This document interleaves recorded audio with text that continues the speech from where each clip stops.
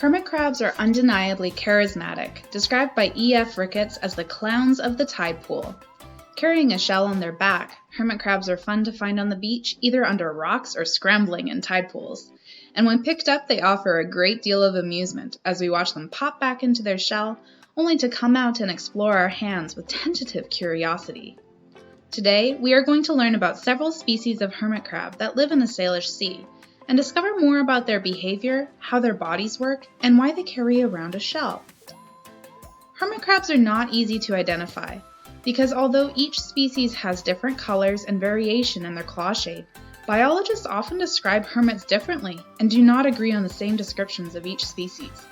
That being said, in the Salish Sea you can find many different types of hermit crabs.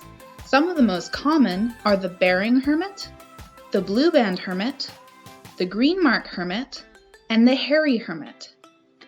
Of these species, the biggest is the Bering hermit, who can be found wearing the shell of Oregon Triton snails.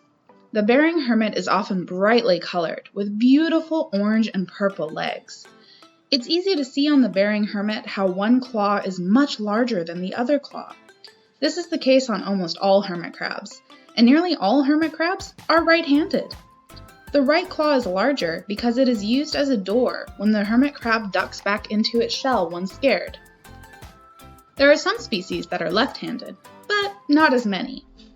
Choosing a shell is more complicated than we might think.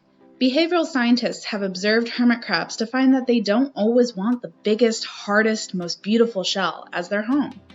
Choosing a shell is an important task, and because hermits must find a new shell whenever they grow larger, they spend a lot of time doing this.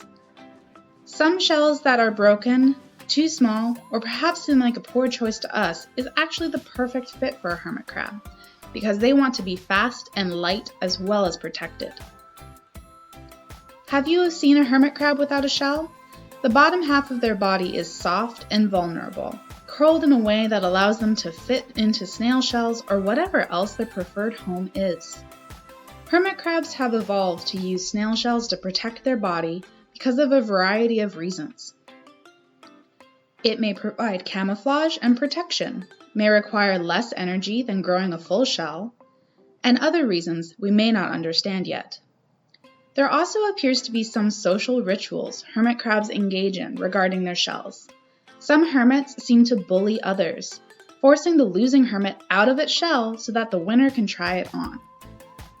They are also willing to change shells whenever one becomes available, and will pick up a new shell, explore it with their antenna, turn it over and over and over, before finally trying it on.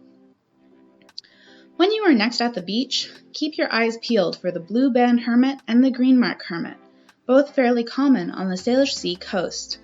Remember that they are likely to be stressed out if you pick them up. If you would like to pick up a hermit, we suggest using both hands and keeping the crab close to the ground. The best way to see them is to be still. If you flip over a rock or disturb a tide pool, crabs will draw back into their shells. When you are at the beach, try watching tide pools quietly for a few moments before you disturb anything, and you will see the residents of the pool slowly come out of hiding and expose themselves.